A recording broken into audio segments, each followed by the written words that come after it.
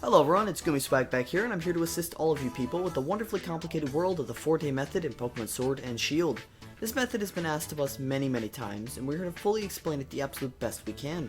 This method tends to be just a little bit complicated in explanation, so I'm going to go step by step with you so that you all can better understand this method as you attempt to get your very own Gmax Pokemon 100% with just a little bit of time and effort.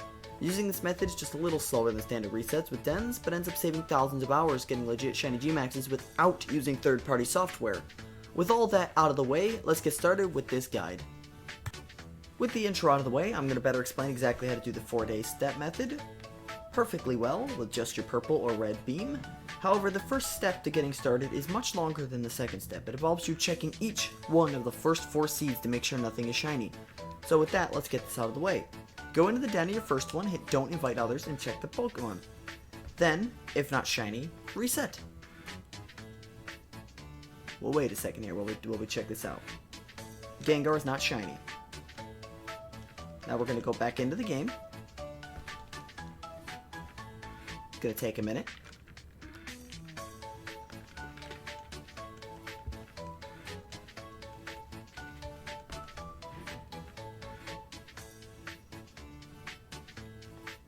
Now that we know the Gengar isn't shiny, what we're going to do is we're going to hit invite others and we're going to switch the Pokemon. By changing the day by 1 after hitting invite others, you are easily able to change the Pokemon. Back out and go back in, and that's our second seed. Going into the second seed and hitting don't invite others will allow you to check the Pokemon. We repeat this process, except that it gets a little more complicated as you get closer to the 4th seed. Now that we have that out of the way, you reset your Pokemon again. Now you're going to do the date skip method twice to get to the 3rd Pokemon. When you save in front of the first Pokemon, the next 3 Pokemon are guaranteed. They are set.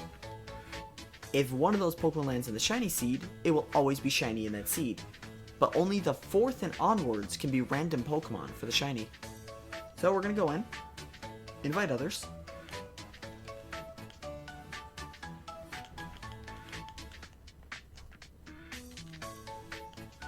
Okay, now that we got the first Pokemon out of the way,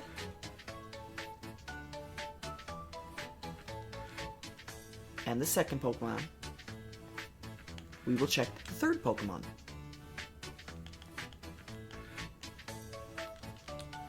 And then, much like step 1 and step 2, you are going to check the 3rd Pokemon for shininess. 3rd Pokemon is a Poltegeist, so we'll hit don't invite others.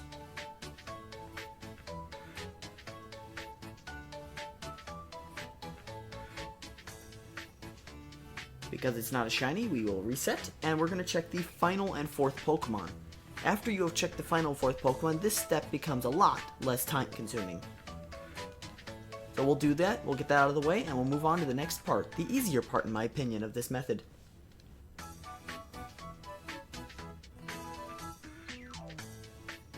As usual, hit invite others.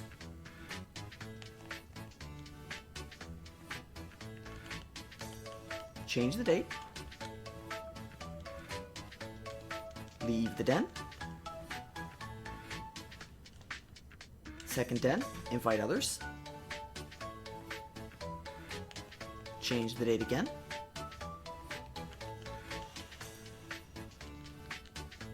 Again, leave. Again, invite others.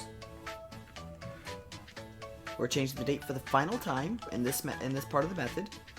And the 4th Pokemon. This is the Pokemon that will always be random with no matter what you're doing in this method.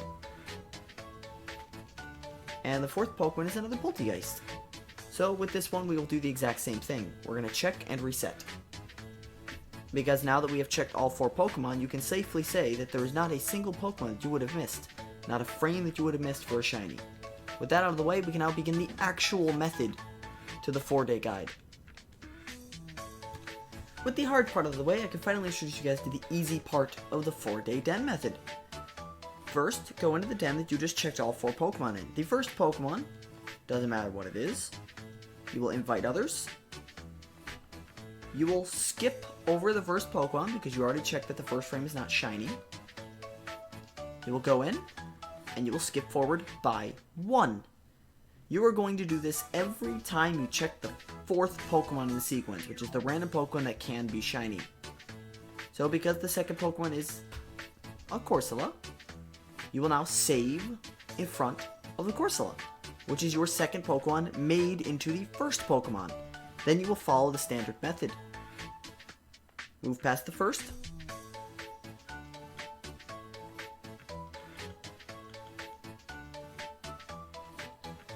Move past the first. Check your second Pokemon. By check, I mean you're just seeing what it is. Invite others. Skip over to get onto the third. The third Pokemon and the 4th Pokemon in this sequence, every time you do it, will be random. Make sure you are paying attention. It helps to write these things down while you're doing them, too. The third Pokemon in the sequence is a Corsola. And then you're going to skip ahead and move on to the 4th Pokemon in the sequence, which is the Pokemon that is random and moves 1 frame over and allows it to be shiny if it so happens to land on that frame. So, with that out of the way, we're going to go ahead and check the 4th Pokemon.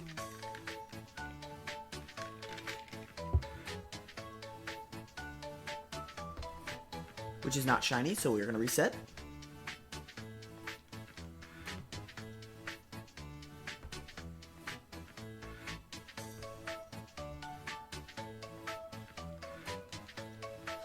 Okay, with that first part, we're just going to keep repeating this process over and over and over and over again until you eventually find your shiny. So, again, invite others in front of the first Pokemon that you already checked, because doing this in the same order will just repeat the same seed sequence over and over again.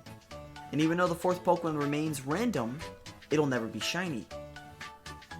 The whole point of it being random is that you can change the final Pokemon, if it is shiny, into whatever Pokemon you want. The second Pokemon being Sableye, you will now save in front of it again. And then, much like before, you're going to invite others. Skip ahead.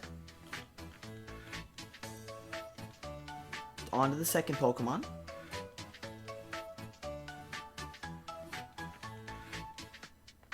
Which is a Corsola again. Inviting again to skip to the 3rd Pokemon.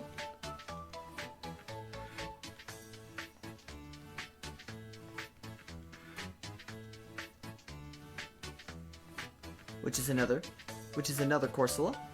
Invite, and we're going to skip on to the 4th Pokemon. And with the 4th Pokemon being checked, you will always check your 4th Pokemon in your sequence, which is a Sableye. Once you save in front of the second Pokemon, it becomes your first frame. You will then do 3 date skips, check the 4th, reset, and repeat the save and check process over and over and over again. I hope I have better explained this method to all of you who've been asking, and I'd like to thank you all so much for watching, and I hope this has been a helpful guide for you all. And we will see you guys in the next video. Thank you!